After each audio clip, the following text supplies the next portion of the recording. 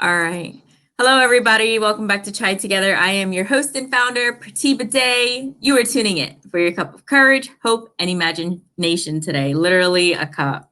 But today I have coffee, and don't judge me. So we use courage to showcase the stories on this platform. We use hope to overcome, and we use imagination to resonate and understand with the stories being shared, such as sympathy. So, with that, I would like to welcome you, Miss Cassandra Larsen. Right, Cassandra? Yes, hello. And so, I'm going to tell the viewers a bit about you. But before I do that, I want to know the pronunciation of the location you live in, please, in Sweden. Oh gosh. Well, the easiest thing was to just say Malmö. Malmö. Um, yeah. All So it's right. in the very south of Sweden. Oh, it's so cool. All right, so let me tell everyone about you. Thank you for Okay. those who are tuning in. Happy Saturday. And I feel great. I showered and that opens up your chakra. So that's amazing. So, Cassandra, AKA Caalanda, is that right? Yes. Yeah, Caalanda. It's almost like Spanish, like Caalanda. Is a Yeah, you student. can say that. Mm-hmm. She is a student, dancer, and model in Malmö, Sweden. Being brought up in a small town, she was bullied for her looks, culture, and her faith. Eventually, she developed anxiety due to those things, and constant comments about her body led her to have body image issues. So, we're going to dig more deep into that. How are you feeling? I feel good. I never thought I would be in a spot like this talking about those things actually. So it feels Wow. strange, but like Mhm. liberating actually. Yeah. Is it your first time? Yes. Welcome to Breaking Your Virginity on my show. You know, I think it's incredible because I recently had Marson on and it was his first time, first interview. And, it's more of just a casual chat. And I hope, this opens you up to being on other people's, podcasts and like just talk about it, casually, hopefully. So, Yeah. okay. Well, you look beautiful, you know, Thank you. on your long hair. Yeah, I was actually like thinking about it. I was like, should I put makeup on? Because I always like go around in like workout clothes and no makeup and all sweaty. So I'm like, yo, I'm gonna look good today, right Yeah. now on this show. Yes. Yeah, and for those of you watching, I actually didn't know if Cassandra was gonna have like a Swedish accent. Not that I know what one sounds like. Do they have one there? You're not originally from Sweden, right, Cassandra? Actually, yeah, I was born here, but Yeah, my mom, she's from Poland and my dad yeah. is from Denmark. But people have actually many times asked me like, "Oh, are you from the Mm. States?" or like, "Were you ever there?" And I'm like, "No, I watched a lot of TV as a Oh my kid, and goodness. it just happened." Yeah. Oh my goodness. So where would you start talking about your journey today? I don't know. I mean, everything really started when I think about it, the actual first day of school. So I Mm. was just 6 years old, and this one girl, she literally came up to me and told me like, "You're not allowed to be with us girls because you're too ugly and too fat." Wow. After that, it just like thing after thing after thing to like eventually I started telling myself like, yeah, Mm. you're ugly, you're not good enough, you're fat, you're like, just not good in general. Mhm. So yeah. And now you look amazing, I have to say. First, Thank you. people in the beginning and the end. Firstly, where can people find you and follow you? Because I've seen, you dancing and your page is incredible. So yeah, tell them. Oh my God, thank you so much. Actually, I really started posting a lot in the Mm. beginning of summer of 2020.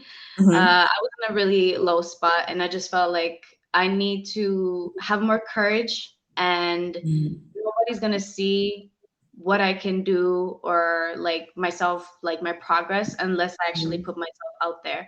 So Caalanda is my Right. username on Instagram, and that's what I mainly use right now. I'm trying Mhm. to do the whole TikTok thing, but it hasn't quite happened yet. So we'll see. I don't have one. I don't have one either. You do great though. You know. Thank you. Yeah, yeah. So I'm just thinking like small steps. We'll see. But for now, Instagram is Mhm. fine. Yeah. So do you want to, so going back to your childhood when you were bullied, so were you bullied all throughout, your grade school and onwards? Yeah. I would say the bullying was constant, but Mm. it wasn't always about the same thing. I would Mhm. say my weight, that was always there. That was always a Mhm. problem for people. Mm. Looking back, I wasn't that big. Like I had baby fat, sure. Exactly, exactly. But the problem was that since I got so sad from it, I started eating and I like started Mm. isolating myself. So I actually became bigger, but in my like late teens, early 20s, Mhm. which is so stupid because I just felt like there was never a problem, but I With created it you. for myself. Yeah. Exactly. Um, but then my family, we moved from like this little town that we were living in to like a Mhm. small village. Mhm. And I was only 10, and my classmates, they heard that my mom was Polish, and Mm. they had seen this like movie about Russians and Slavic people, like they're always in their ears whores. So in their Mhm. eyes, I was a whore because my mom was from Eastern Europe. So then they had to add that to the whole mixture. So I felt like I could never catch a break Mm. because it was just like it doesn't matter what I do or I say. Like they will always tell me, "Oh, you will never be good enough for anything." Like I liked to dance too when I was young, but they would always make fun of me. So yeah, it was tough actually. It was very hard because I really tried to be liked a little bit more than I want to admit. Mm. So I like try to become friends with people that were actually really mean to me, and it actually in my early teens made me really really defensive. Like I Mm. started telling, like, I don't like Swedish people, I will never have a Swedish boyfriend, which I ironically have now. um so it just created this really bad cycle. You know how they say like Mm. hurt people? Yeah. That was me, definitely, Yeah. because I was so sad and defensive that I started being mean to other people because I Oh, just protection, you know. Yeah. yeah. So I want to ask you now that, you've become this beautiful butterfly, that you were ugly before, and I don't know that, right? That's just perception. Now, do you get stereotyped for, being pretty and still being called a whore or things of that nature just from, judgments because you're a dancer, So That is actually a really good question. that's what I I do. would say I do get judged, but Mm. I get judged differently depending on what I do, Mm. because I came to this part of Sweden because I wanted to study. So I'm almost a high school teacher here. So when I teach, Wow! yeah, What? yeah.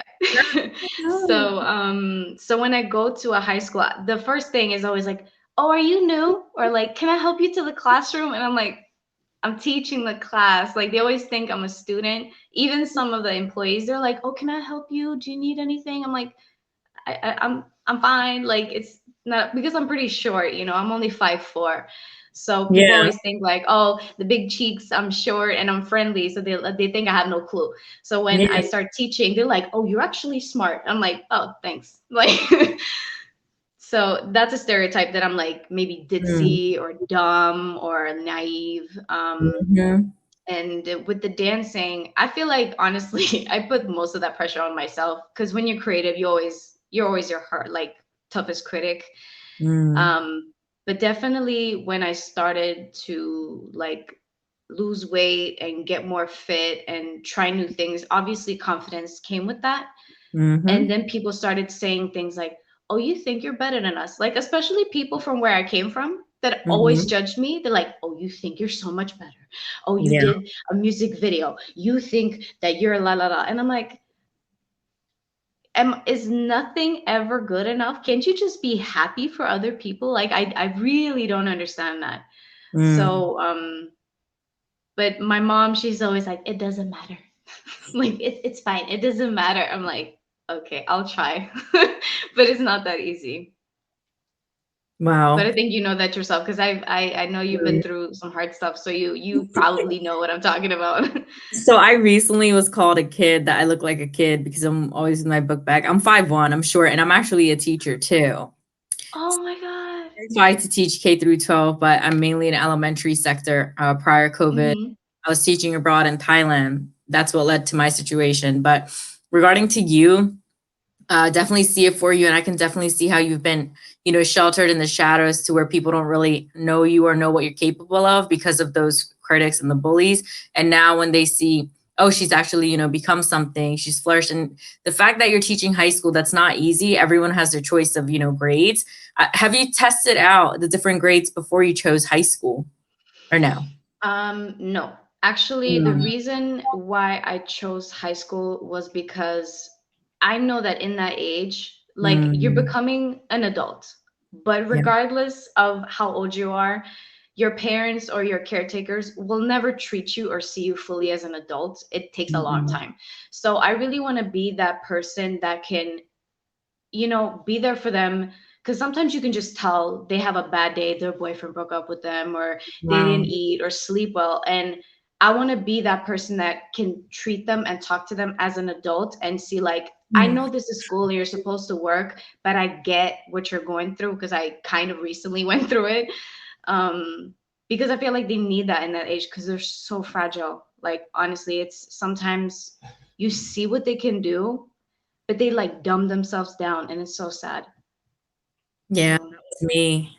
If I had you as my teacher, then I actually struggled in high school. Had my first detention. That's when I was acting out because I was being abused at home. But I didn't have the help. mhm. No one helped me. The counselor didn't help me. Those things. So I really think that that's a really good reason and your why. To why you're going to be doing that. And I can definitely see that for you. So let's talk about your dancing. So what is the type of dance that you do for those watching? Um, right now mainly I do Latin styles. So I take Mhm, a lot of salsa classes, bachata and samba because the studio that I dance at, the CEO and my coach, mhm. she's a like world champion, so that's what she focuses mainly on. Wow. But since I started at that school, I started taking like ballet and jazz more, which is not Oh my my strong God. suit, but I just try to be very, very versatile, but mainly land styles. Yeah. Wow. Any tap dancing? No, actually, we had because in my high school, I took dance as my major, Mm, and we tried that, and it was really hard. I mean, it's really cool when mhm. you know it, but it's so frustrating when you don't get it because you can hear what you're doing wrong. So, Exactly. but it's really cool once you know it. So I want to ask you, during the time, you were bullied, so now has that come to an end? Like as a grown up, you're no longer a victim? Or do you still feel that others affect you with your boundaries? Wow, I've never really thought about that. Like, Talk to me more often. it's like a psychiatry session here.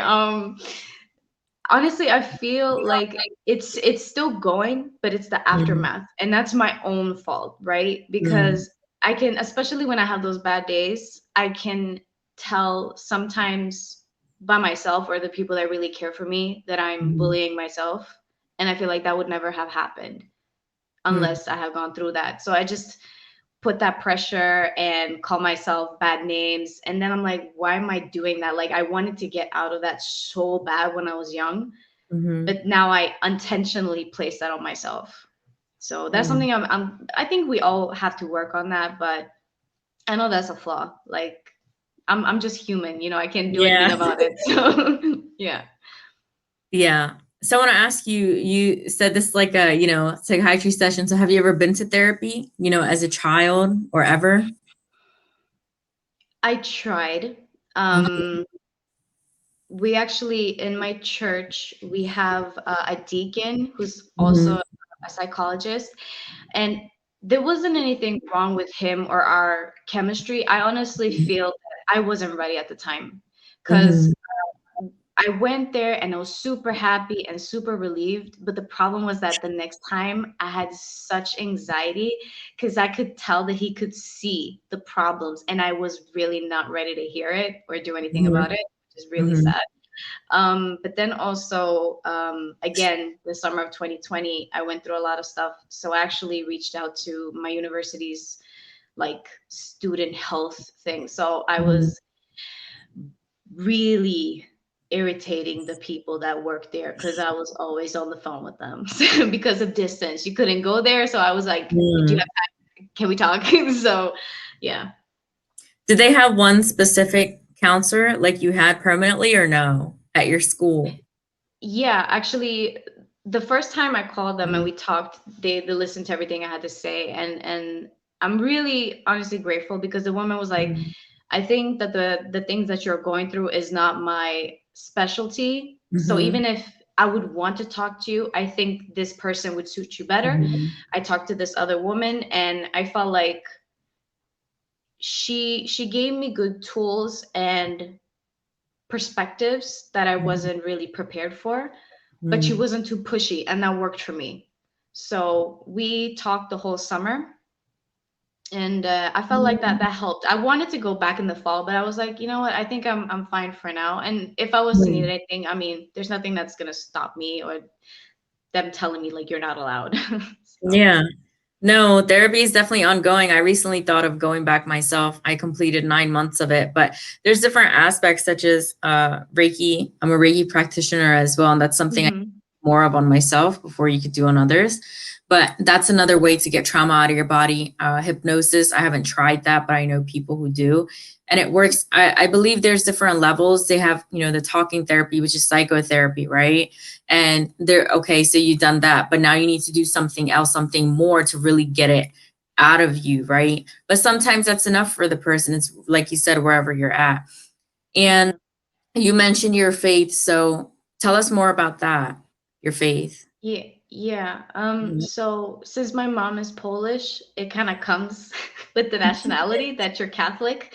Yeah. And I don't know how much Americans know about Sweden, but Sweden is a very, very Mm. like religion is, I wouldn't say frowned upon, but they're very distant from faith. Mm. Which is explainable, like the state split with the church the year 2000. So a lot of people have a lot of opinions about if faith is damaging or controlling and things like that. And I mean, it can be because it's people. So Mhm. there will always be people that want to do bad things.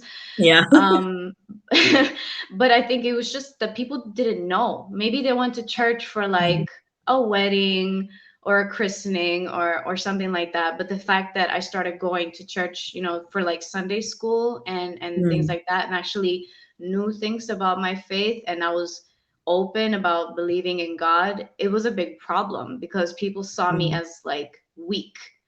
And again, being defensive, Yeah. I was very like aggressive because I felt like I'm not telling you what to believe in. I'm just telling you what I believe in. And I Mhm. think that's actually one of the reasons why uh, religious studies is one of my majors that I teach, because I Wow. want people to really not feel forced to have a faith or claim a title, but to understand that most of the people on this planet have some kind of connection to a divine culture or deity or whatever. If you want to call Mhm. it God or like Gaia or nature or whatever, to me, it doesn't matter. I just want people to have more knowledge and to be more Mm. understanding because I feel like the core of every faith based organization is to be a good person. Mm. So I think if people knew more, they would judge hopefully a little bit less. Mm. I agree with that. I also had a comparative religion course in community college, and the professor actually, I knew this all along because I'm the same way, but at the end he wasn't, due to conflict of interest, he wasn't able to say what his belief was right until the end of the semester when you find out. And he said, he takes whatever he needs. If he feels like he wants to go to church, he'll go to church. If he wants to go to Indian temple, he'll go to Indian temple. But there's no set way. Right. It's whatever you need. You take what you need and where you need it from. And such as Les says, ask for help, not because you're weak, but because you want to remain strong. So now, do you believe in that? Yes. Yeah, Yeah. I love it. I love it. So tell us more about your anxiety. Is that something you're still coping with, and to what extent? Mm, Mm. yeah. I mean, I think it's always there, but Mhm. controlled. Yeah. The thing is, I never really thought, because I don't think people really talked about anxiety Mm. when I felt it. I think I've always had anxiety in one shape or form, like ever since I started getting bullied. Because I remember the first time that I can really pinpoint that that was probably anxiety was the fact that I've always had like stomach issues. Mm-hmm. Later on, I found out that I was like intolerant to a lot of things, but also the fact that we always had to go to the doctor because I was always feeling like really bloated and in pain, and I could never explain what was wrong, Mm-hmm. and they couldn't find anything wrong really until one day, and I was like, I don't know, 8 or something, and they asked me like, "How is school?" And in my head and in my heart, I was like, "It's not good." And that's what I was like, but what does that have to do with my stomach? Because I was a Mm-hmm. kid, like how was I supposed to know that everything is connected, right?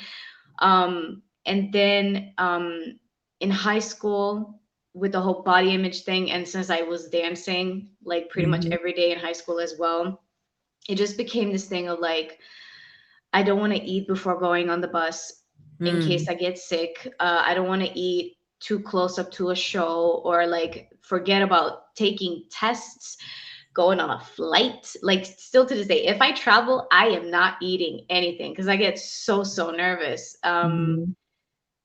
But at the same time, like before, I could bail out of things. Like if I got too nervous, I'll be like, no, I'm not getting there, or I'm not going, or whatever. I would just stay home and stay put to the fact that I wouldn't do anything really because I was so scared of getting sick or Mm-hmm. nervous that I just didn't want to be around people. But now, like trying to breathe, trying to be around people that care for me, that I feel safe with, safe enough that I can talk to them about it, makes it much better. But it's still always there. And, in the back of the head, just saying things are going to go bad. But that's just silly. Well, I think then this is really a blessing that you're coming on here and feeling comfortable to talk to me, that you chose me. Wow. And thank you Yeah, it was actually for so funny tuning because in. Yeah. he was like, because I was saying like, oh, I'm nervous, and he's like, yeah, but why did you want to do this in the first place? And I was like, because I want to be like, brave and do new things. And he's like, good, be brave and do new things. So Well, is that your boyfriend? yeah, he's in the back Oh, trying to he's be yeah. quiet. Yeah, he's the one who said that. That's good. I mean, that's what relationships are about, like to encourage one another, and that's very good. I want to ask you regarding, your body image. Do you know of the term body dysmorphia? Yeah. Yeah. So do you believe is that what you had, body dysmorphia? No, no, I Mm-hmm. wouldn't say that. Not fully. I don't Mm-hmm. think so. Anyways. Maybe I just don't know enough, but I don't think so. Yeah. I feel like when I see both like how people portray it in movies and how they Mm-hmm. explain it, I just feel like I'm not there, and I feel like that wouldn't be fair to say that I Mm-hmm. have it just so it would sound horrible. Mm-hmm. Um, I just think that the way I saw it when I was young, the Mm-hmm. girls in Sweden are usually very, very tall, Mm-hmm. slim, and they're always blonde, and it's just like a type, and I felt like I didn't fit that type. And Mm-hmm. I've always tried to explain it to people when they ask me. It was like I wasn't different enough. Like I was still, Caucasian and had blue eyes, but there was something that just didn't really fit with those people, and they wanted me to hear that you don't fit in here, right? So then Mm-hmm. I just started looking for the flaws that they told me I had, and I just feel like that just became a habit that was very, very hard to stop. Hmm.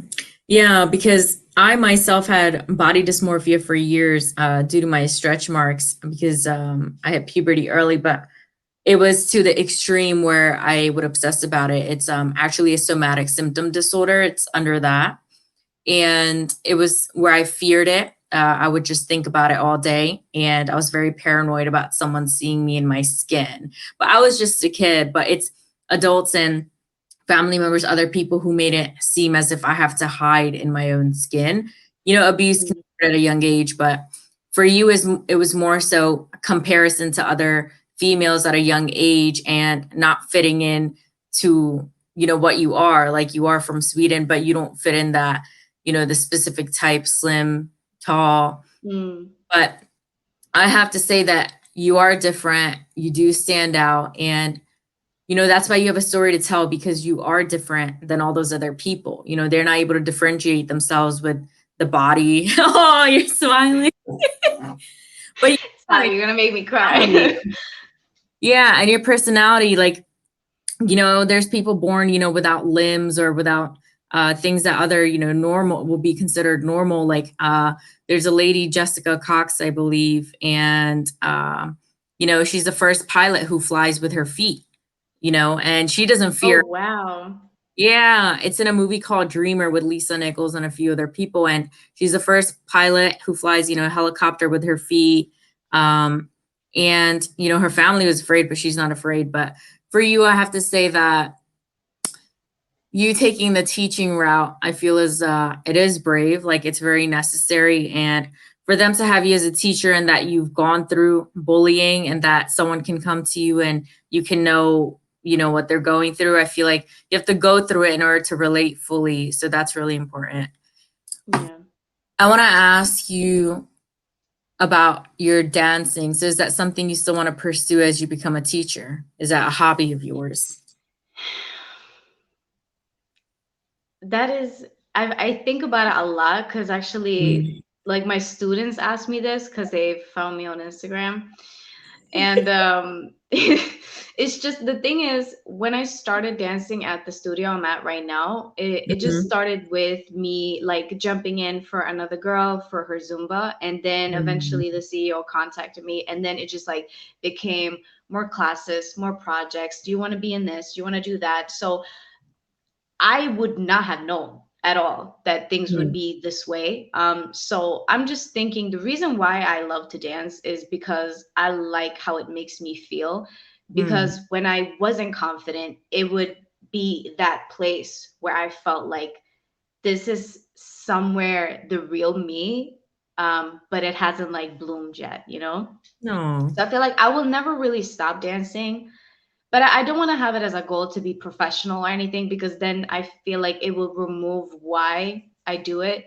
So I'm just Mhm. gonna take it as far as it goes. If people like me, that's fine. If people don't want to hire me, that's also fine. I I just I like just that. want to dance. Yeah. I like that. And so what are your goals and dreams now? Like, what is your big goal? Do you have one? I mean, to graduate would be great. Things Yes. really became really stagnant when Corona came because Mm. everything happened at the same time. So, including my graduation. So Mhm. right now, I'm just trying to get my like final thesis just finished, and then I don't have to think about it anymore. So definitely graduating. Um, I would say a big dream is to show my parents because they got me fairly young. My mom was Mm. 21 and my dad was 23. And Yeah. my mom had only been in Sweden for like less than a year. And she didn't go through university because she had me. So I always told her, like when I was very, very young, I was like, I will be, you know, an academic regardless of what, Oh. because you like stopped that to have me. So that is, Mhm. I just want to make her proud. I always joke with her and say, like, I'm gonna buy you a mansion one day. I don't know if I'm gonna be able to do that, but I hope. Um, but just to have my own family one day and just, continue the legacy. You can do it. You will do it. That's one of my goals too. And I'm the first in my family to be in grad school, and I'm going for PhD. So you can That is definitely do amazing. it. So I can feel you. So what are you studying exactly? I mean, I don't honestly know how to translate it like Oh, okay. specifically, but Yeah. the thing that I will be in the Mm. terms is that I'm going to be able to teach high school Mm. and also like community college.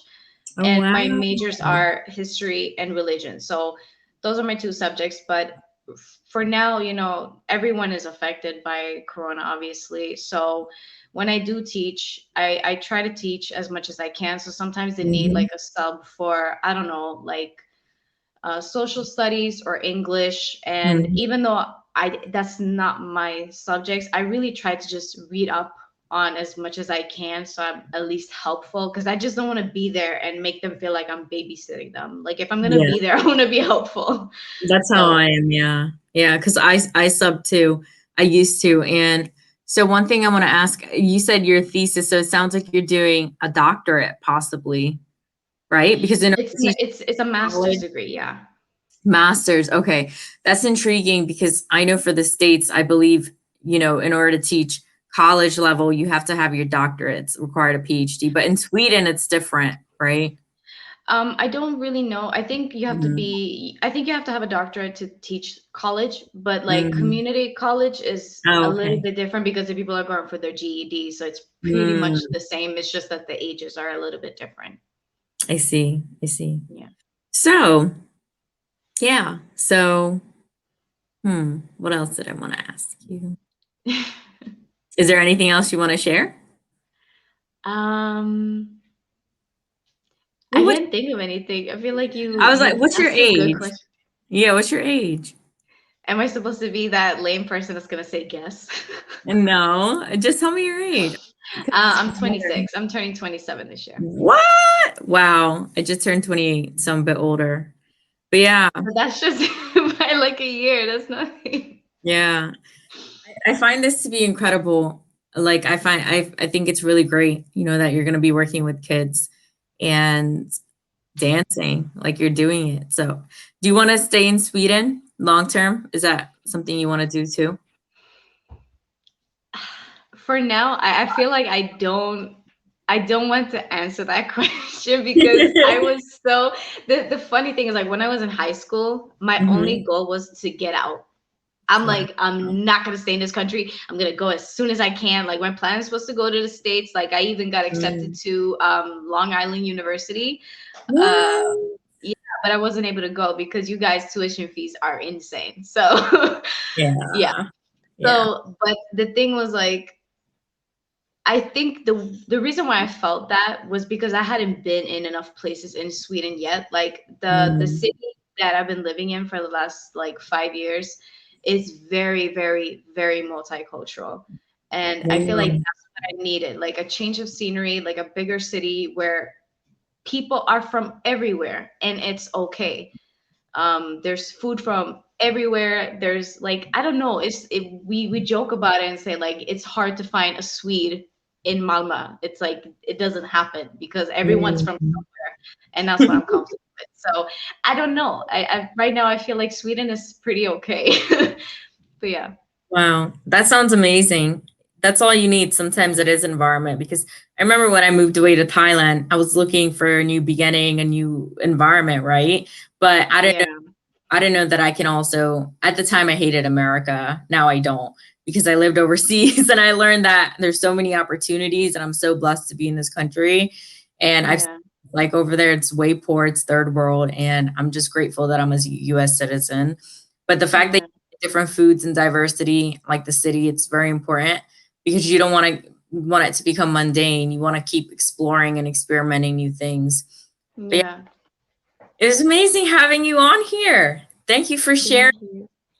now No, I'm just blessed. blessed to have this opportunity because I think it's really interesting what you're saying about like sometimes it takes that trip or just that year because I feel like Mm, maybe it wasn't really about like the change of scenery. It was the fact that when you're not around the people that you always see, the mm, stores, everything, you don't just like find a new place. You kind of find yourself because you had to like break loose from family, friends, or all the things that you're used to. So it's really interesting that we've been through kind of the same thing, but that's to kind of get back, but get back wow. better.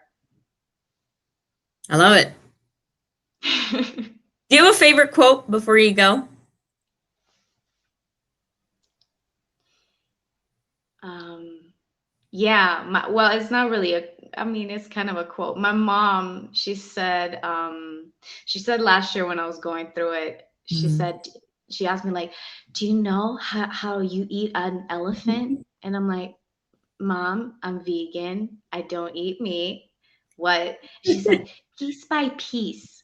Like you can eat big things as long as you take it piece by piece. So like right now when I'm stressed, I'm just like small steps. Yeah, That's all. As I long as heard it's that forward, recently it's too. fine. Yeah, Yeah. I heard that a few times recently too. Yeah. Tell everyone where they can find you again, your IG handle, and I'll post it as well. It's Instagram, so it's Caalanda, so it's Caalanda. Yeah, check her out. Yeah. Aw, thank you so much. Thank you Thank so you so much. much. Thank you.